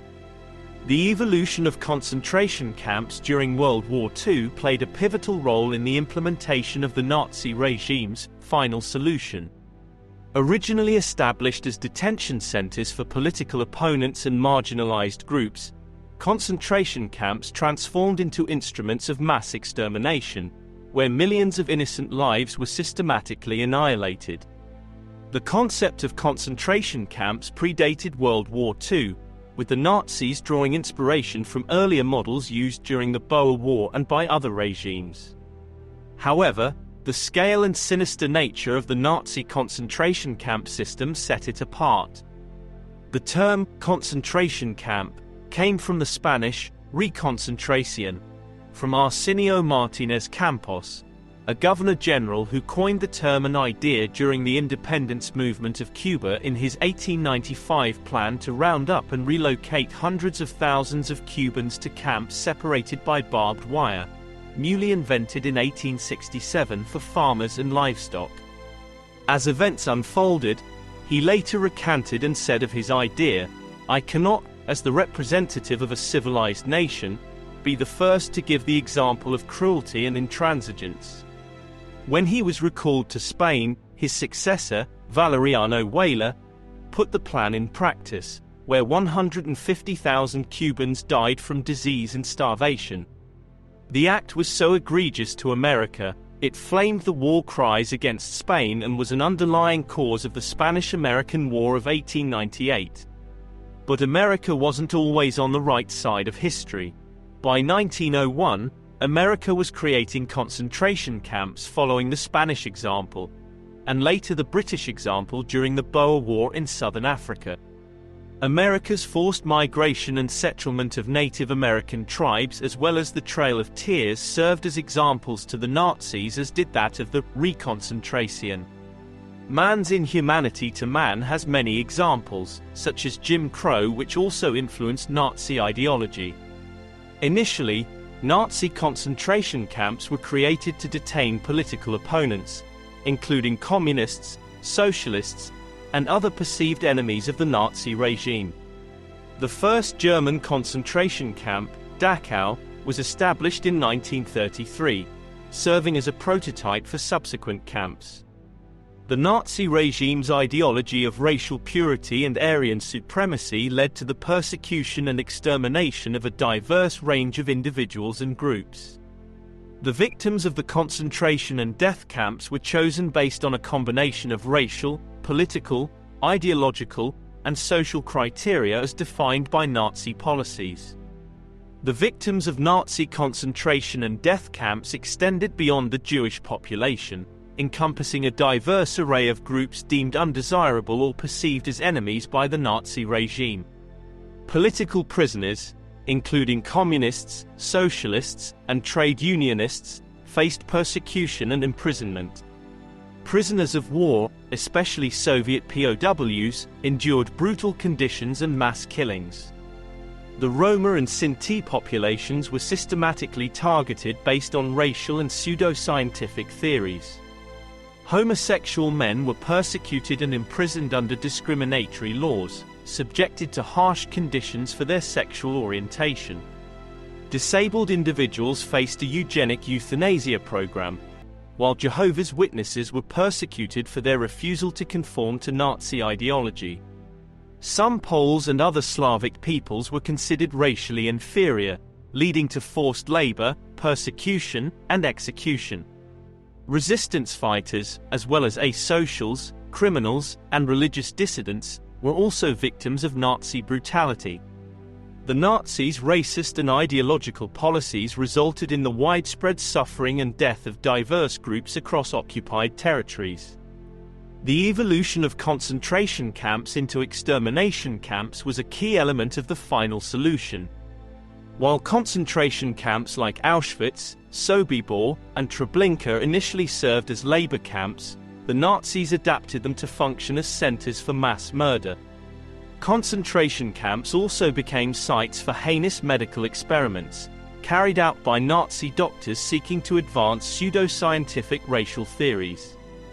These experiments subjected inmates to torture, sterilization, and other forms of cruelty. The genocide of Jews during the Holocaust was marked by systematic and methodical measures, including roundups, mass killings, and the creation of mass graves. These harrowing events unfolded as part of the Nazi regime's sinister plan to annihilate the Jewish population of Europe, a scheme known as the Final Solution. The process began with the identification, isolation, and forced relocation of Jewish communities. Jews were rounded up from their homes, often with little warning. All their possessions save a suitcase or two confiscated and herded into ghettos established in various European cities. Ghettos were overcrowded, disease-ridden areas where inhabitants faced extreme deprivation. The next phase involved mass deportations of Jews from ghettos to concentration and extermination camps. Families were torn apart, and the deportees faced grueling journeys in crowded, inhumane conditions. Many were deceived into believing they were being relocated for work, only to face unspeakable horrors upon arrival to the east. Put in cramped railway cars with no toilets, no food or water, and very little fresh air, many people never survived the trip to the camps. In the winter, some died from hypothermia on the trains. Upon reaching the camps, particularly extermination camps like Auschwitz, Treblinka, and Sobibor, arriving Jews underwent a selection process. Those deemed fit for labor were temporarily spared, while others, including the elderly, women, and children, were immediately sent to gas chambers for mass killings. The introduction of gas chambers marked a gruesome turning point. Initially employed for euthanasia programs targeting disabled individuals, gas chambers were adapted for use in concentration camps to facilitate mass extermination. Zyklon B, a lethal chemical agent, was used to kill large numbers of victims. For efficiency and order, the victims were told they were going to wash. Victims were ushered into changing rooms and later to the showers without water, the lights turned off, and the deadly Zyklon B dropped into the rooms. People huddled, scared, crying, shouting, knowing that the end was now near. Their luggage pilfered and gold fillings in their teeth removed before the corpse were unceremoniously transported to the industrial-scale incinerators. To understand the sheer scale of murder, at the height of killings, 400,000 Hungarian Jews were killed at Auschwitz-Birkenau in 2 months in 1944, within a year of the end of the war in Europe. V-Day was the 8th of May 1945. As the war was coming to a close, the Nazis attempted to cover up evidence of mass killings. Victims' belongings were confiscated, and efforts were made to destroy documentation and conceal the existence of mass graves. However, survivors and witnesses later provided crucial testimony. And the Nazis were notorious record keepers.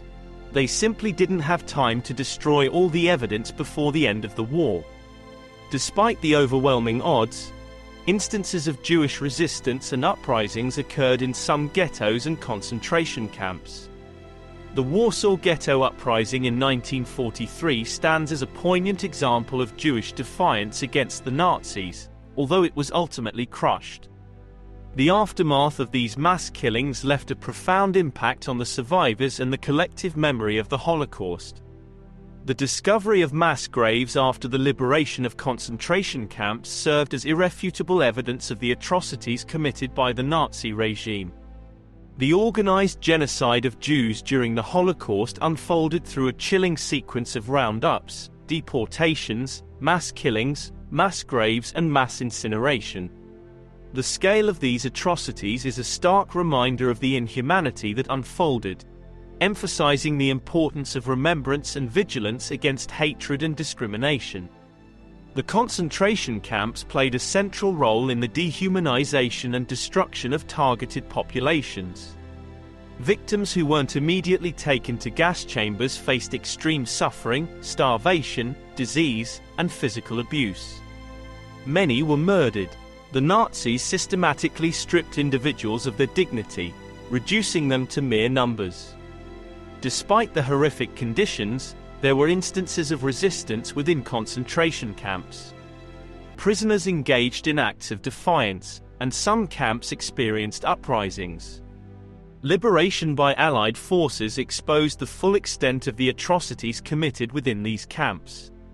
The concentration camps stand as symbols of unparalleled human suffering and the depths of human cruelty. The memory of the Holocaust, with its concentration and extermination camps, serves as a somber reminder of the consequences of unchecked hatred and prejudice, as well as the need for all conscientious people to take a stand against anti-Semitism, racism, or discrimination, in all its forms. The evolution of concentration camps from detention facilities to instruments of mass extermination played a central role in the Nazi regime's implementation of the final solution. The transformation of these camps reflects the systematic dehumanization and destruction of targeted populations, leaving an indelible mark on the history of the Holocaust. The legacy of the concentration camps underscores the importance of remembrance, education, and vigilance against ideologies that can lead to such atrocities. When the world first found out about the atrocities at the camps after their liberation from Soviet forces, it was in shock. The devastation, the sheer magnitude of destruction, the systematic planning and execution of entire peoples for no other reason than they weren't German, or the right kind of German. The liberation of concentration camps by Soviet forces towards the end of World War II marked a pivotal moment that exposed the full extent of Nazi atrocities and stirred a range of reactions across the world. The harrowing scenes of emaciated survivors, mass graves, and evidence of systematic genocide profoundly impacted global consciousness and triggered a variety of responses. The first reactions to the liberated concentration camps were characterized by shock and disbelief. The scale of human suffering, the emaciated state of survivors, and the sheer horror of mass extermination challenged the comprehension of those witnessing the aftermath. As news of the liberation spread, media outlets began to cover the horrific realities of the concentration camps.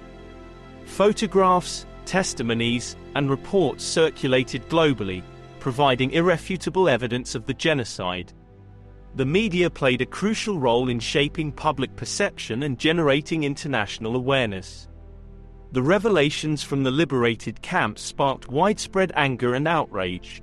People worldwide reacted with a profound sense of moral indignation, as the extent of Nazi crimes against humanity became undeniable.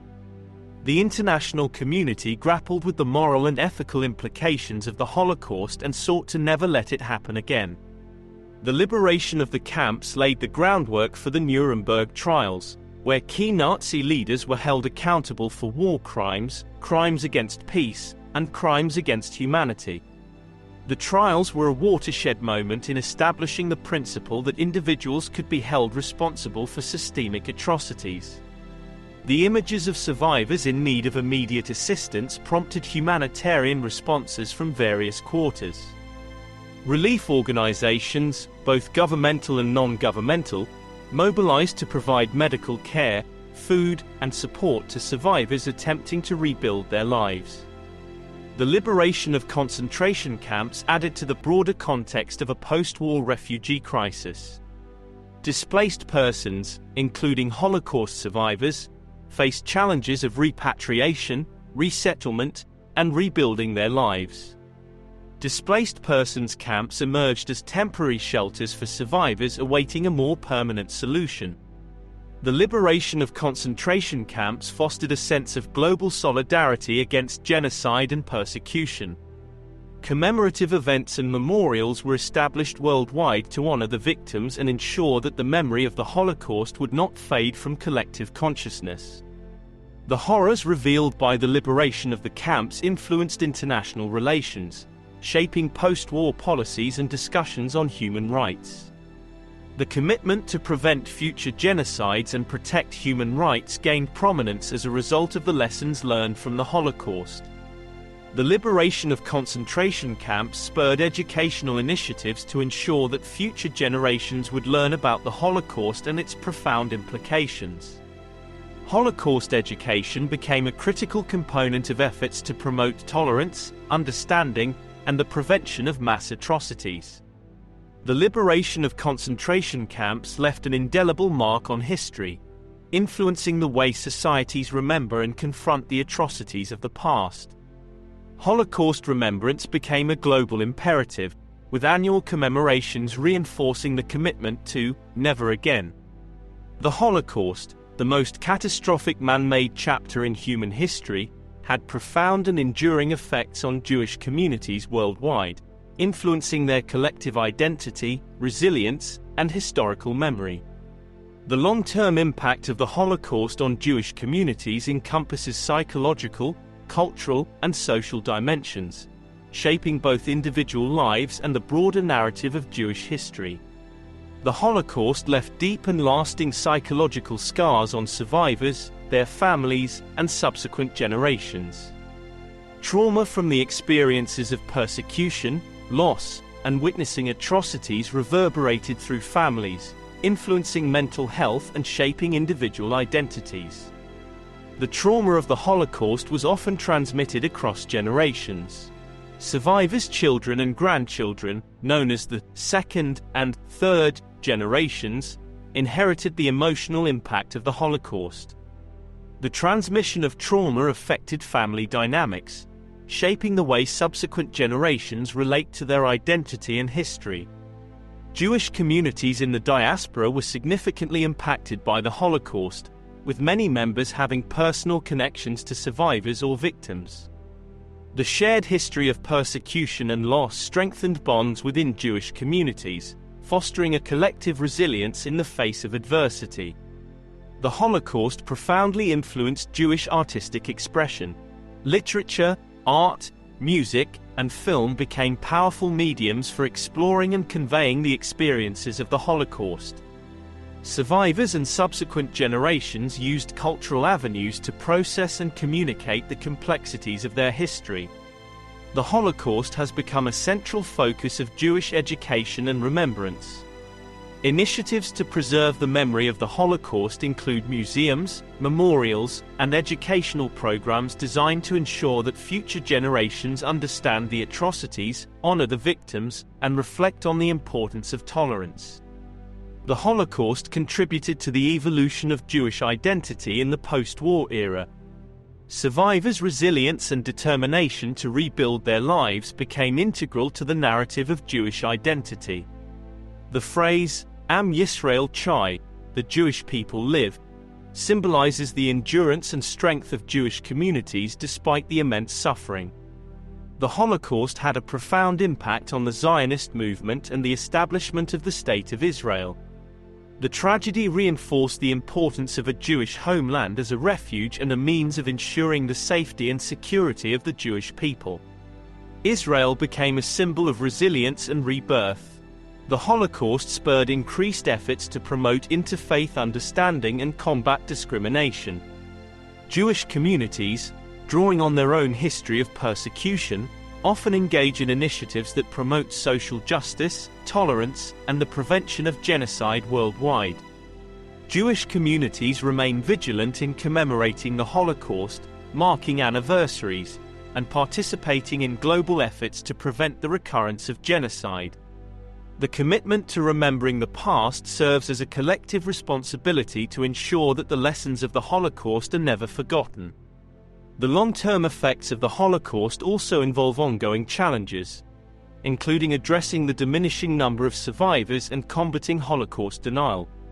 Communities actively respond to these challenges through documentation, education, and advocacy for remembrance. The Holocaust's long-term effects on Jewish communities are multifaceted, encompassing trauma, resilience, cultural expression, and a commitment to remembrance. The collective memory of the Holocaust has become an integral part of Jewish identity, shaping the way Jewish communities navigate the challenges of the present while honoring the legacy of those who suffered and perished during this dark chapter in history. The Holocaust, with its unparalleled horrors and systematic genocide, played a pivotal role in shaping the trajectory of Jewish history and catalyzed the argument for the necessity of a Jewish state.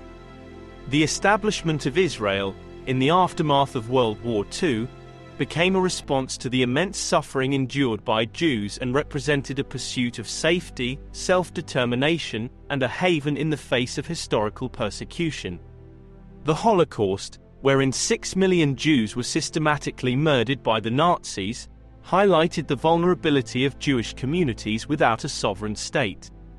The atrocities underscored the urgent need for a homeland where Jews could exercise self-determination, ensuring their safety and preventing a repetition of such catastrophic events. The Zionist movement, which advocated for the establishment of a Jewish homeland, found increased support in the wake of the Holocaust. The vision of Theodor Herzl and other early Zionists gained renewed relevance as survivors sought a place of refuge and security.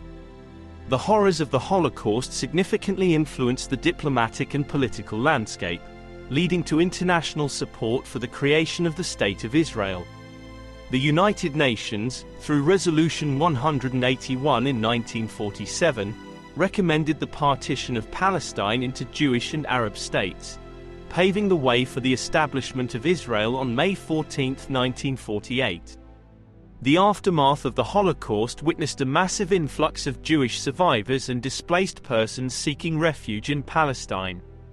The establishment of Israel facilitated the ingathering of Jews from diverse backgrounds, providing a national home for those who had faced persecution and displacement. While the establishment of Israel was celebrated by many as the realization of Zionist aspirations, it also sparked conflict with the Arab population in the region.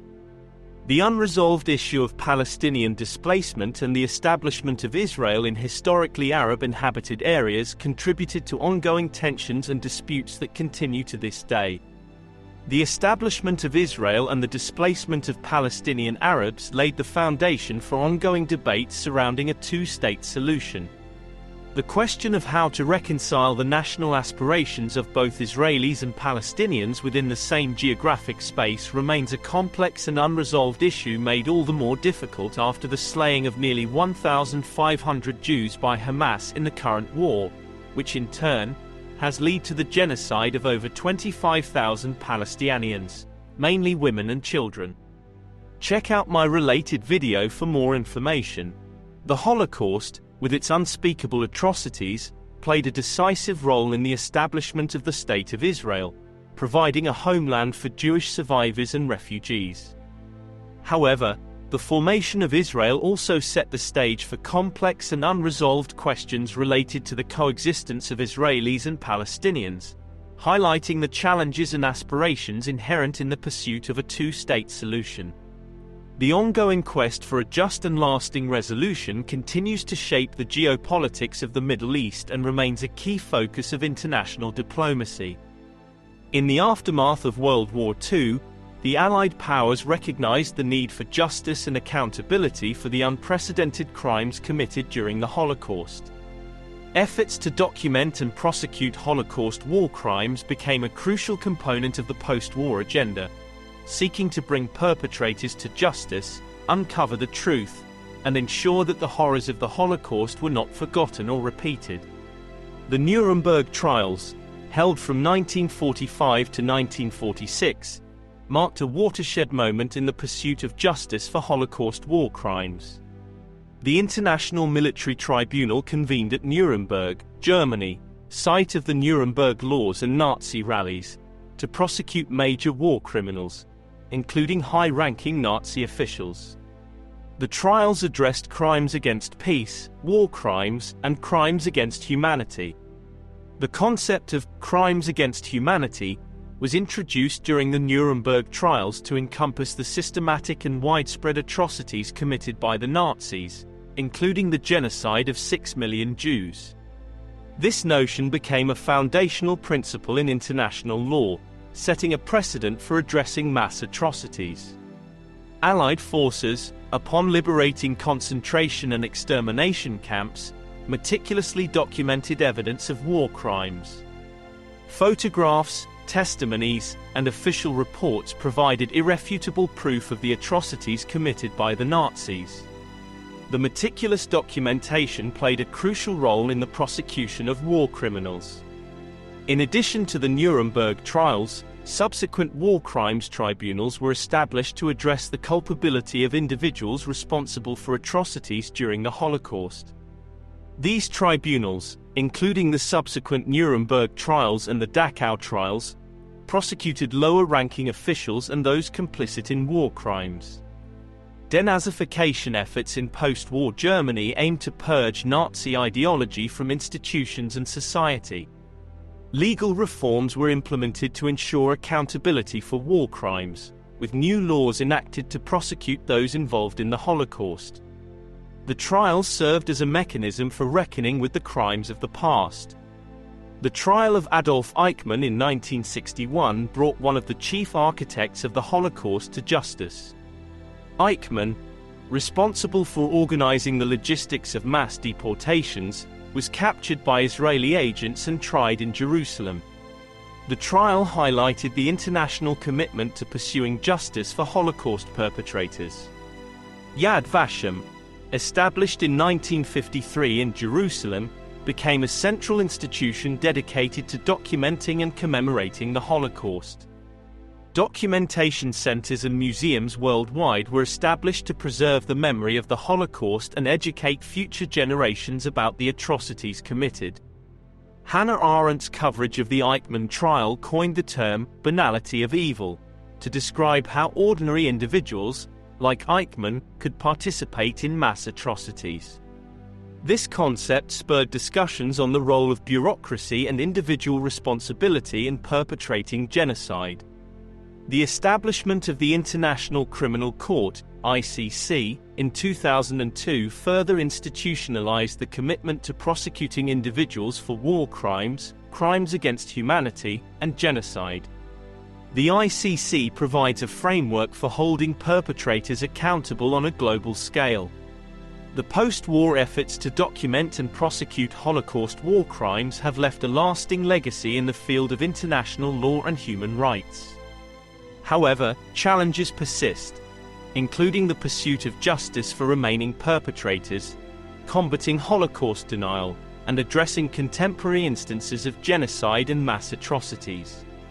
The post-World War II efforts to document and prosecute Holocaust war crimes represented a pivotal moment in the quest for justice and accountability. The Nuremberg trials, subsequent tribunals, and the establishment of institutions like Yad Vashem reflect a commitment to remembering the victims, holding perpetrators accountable, and ensuring that the lessons of the Holocaust inform international efforts to prevent future atrocities. The aftermath of World War II witnessed the establishment of a new international order, shaped by the horrors of the Holocaust and the devastating impact of the war. In an effort to prevent future conflicts and genocide, key institutions such as the Bretton Woods system and the United Nations were formed, laying the foundation for a framework of international cooperation and collective security. The unprecedented destruction and loss of life during World War II, including the genocide of 6 million Jews in the Holocaust, underscored the urgent need for a redefined global order. The war left nations shattered and prompted a collective determination to prevent such catastrophic events from recurring. The Bretton Woods Conference held in 1944 laid the groundwork for a post-war economic order. Delegates from 44 allied nations convened to design a system that would stabilize the global economy and reduce the risk of future conflicts. The result was the creation of the International Monetary Fund, IMF, and the World Bank. The IMF was established to promote international monetary cooperation and exchange rate stability. By providing financial assistance to member countries facing balance of payments problems, the IMF aimed to prevent economic crises that could contribute to political instability and conflict. The World Bank, created alongside the IMF, focused on providing long-term development assistance to war-torn nations. The goal was to rebuild infrastructure, stimulate economic growth, and address the root causes of instability that could lead to conflict. The United Nations, established in 1945, emerged as a central institution in the post-war international order. With the primary purpose of maintaining international peace and security, the UN aimed to prevent the recurrence of conflicts through diplomacy, collective security, and cooperation among member states. The UN Charter enshrined the principle of collective security, emphasizing the commitment of member states to act together in response to threats to peace. The UN Security Council, with the power to authorize military intervention, aimed to prevent aggression and maintain global stability. Peacekeeping missions were deployed to address conflicts and maintain order in post-colonial regions.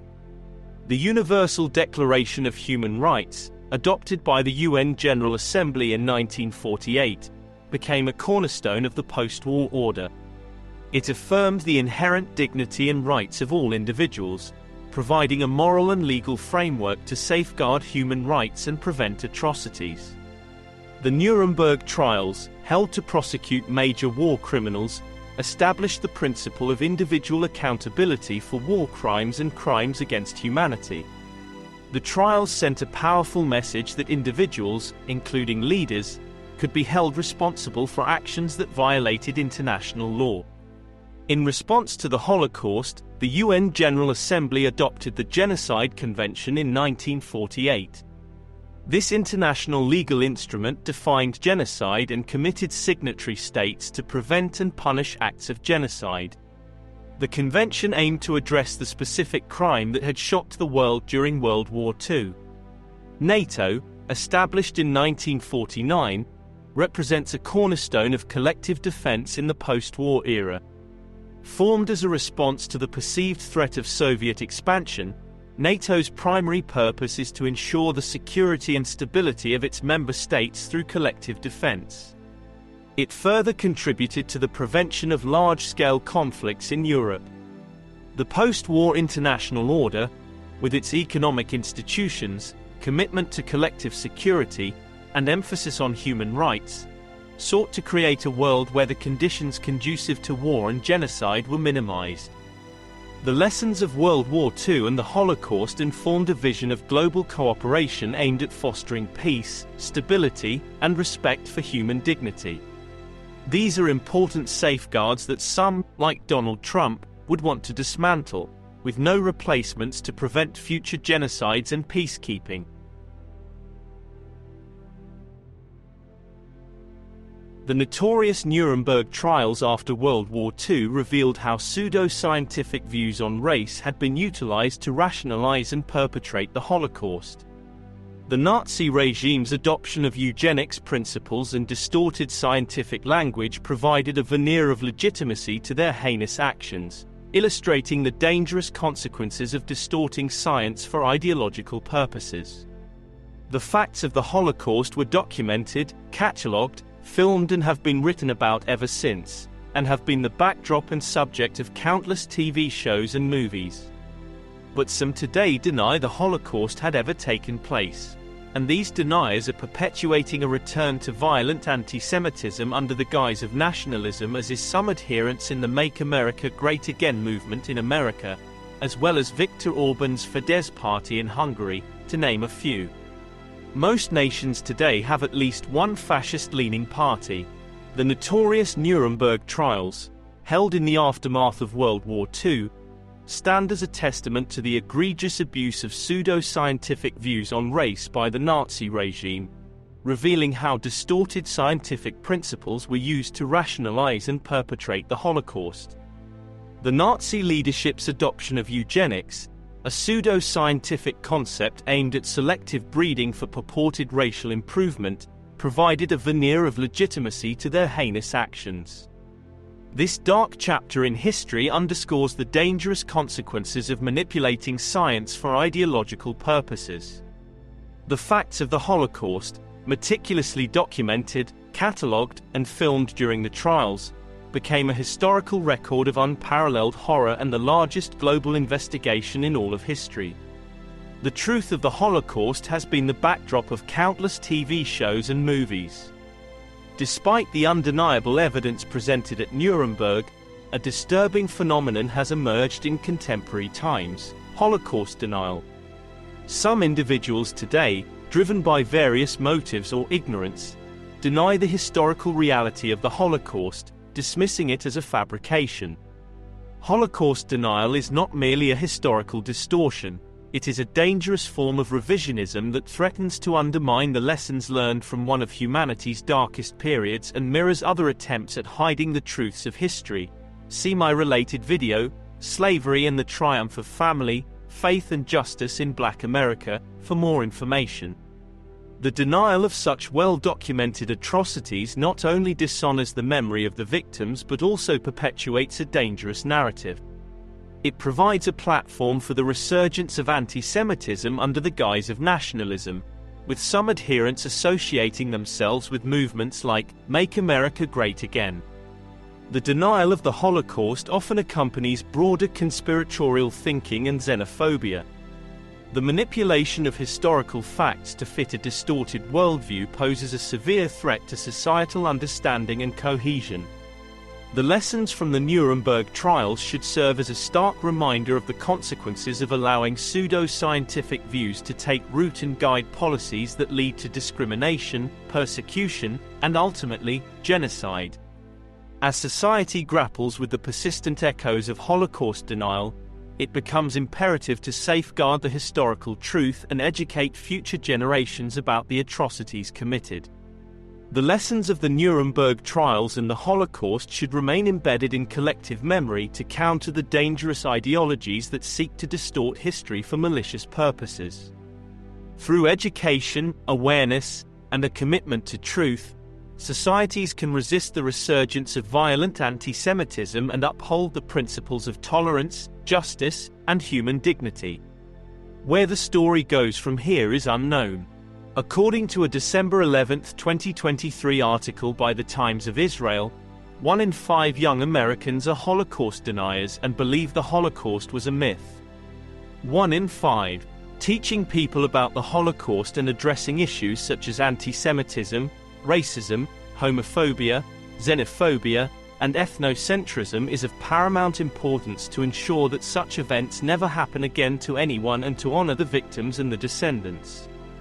These negative beliefs, rooted in unfounded prejudices, lies and biases, strung together through lies centuries old, have no scientific truth. They not only harm their immediate victims but also pose a significant threat to the well-being of all humanity and the world as a whole. Here's why it is crucial to eradicate these beliefs for the sake of our collective future. Teaching about historical atrocities like the Holocaust provides a stark reminder of the devastating consequences of unchecked hatred and discrimination. Understanding the past helps prevent the repetition of such horrors in the future. Education on anti-Semitism, racism, homophobia, xenophobia, and ethnocentrism fosters empathy and tolerance. By learning about the experiences of marginalized groups, individuals can develop a deeper understanding and compassion for others, promoting a more inclusive and harmonious society. Eradicating negative beliefs contributes to the establishment of a more unified and cooperative global community.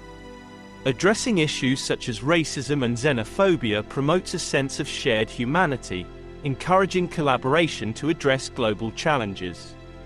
Understanding and rejecting unfounded prejudices align with the principles of human rights and dignity.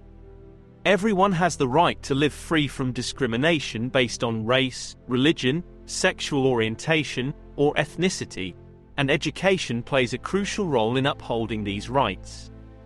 These understandings can bring peoples together and mitigate wars as well as build bridges for real climate change mitigation. Modern civilization cannot move forward until hatred and discrimination in all its forms are put squarely in our past. There is no room for hatred, greed, or discrimination in the 21st century.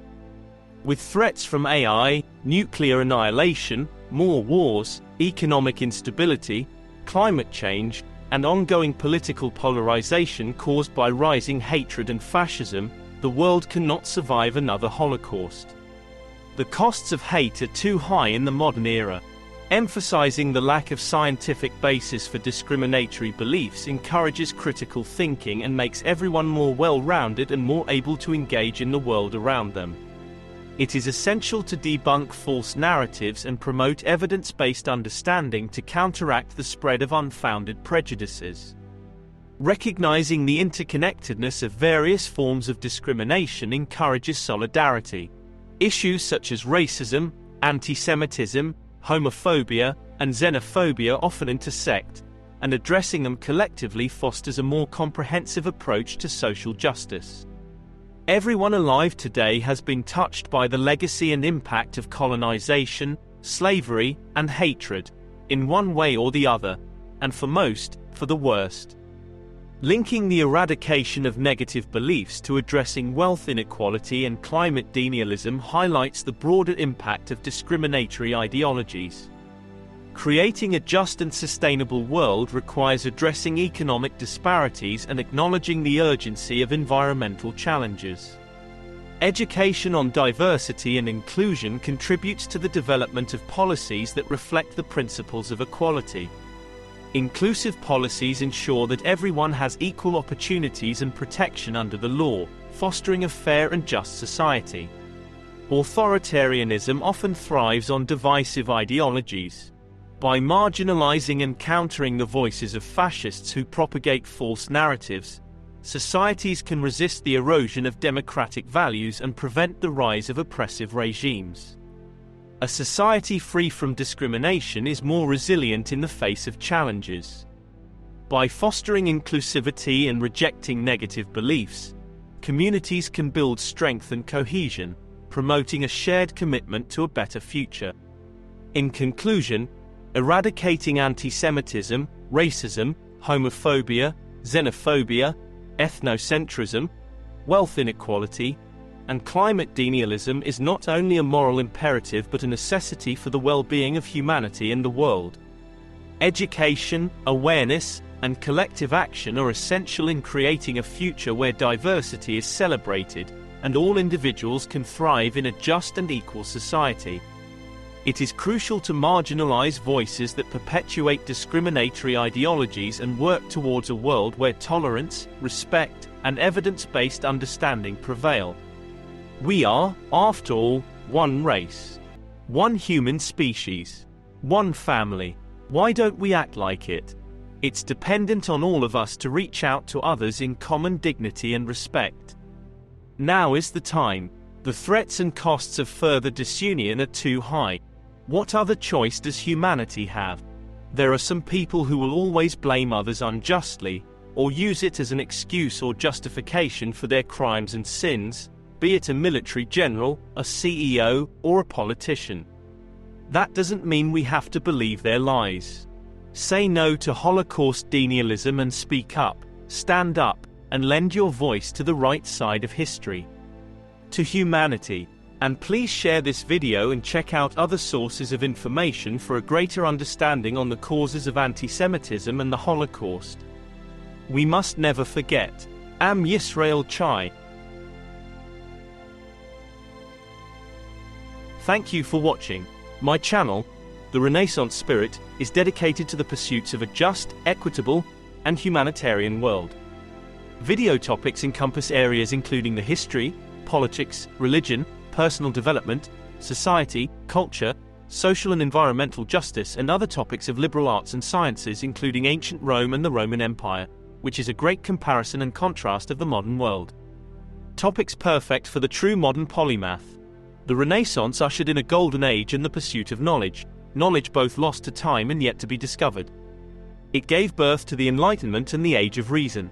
Embracing truth, knowledge, and an understanding and compassion for humanity opens up the world to each of us individually and improves all of humanity, affording us the opportunity to be better stewards of the earth and to each other. The Renaissance spirit. More than just a philosophy or style, but a style for living, learning, growing and thinking. Please subscribe, turn on notifications, and share. If you're looking to explore and experience what life has to offer, I'm sure you'll enjoy the other videos on my channel. Please peruse my video library, and let me know in the comments what you get out of them and what other videos you'd like to see. But first, please take the quiz next to see if you're a Renaissance spirit. Live the Renaissance spirit.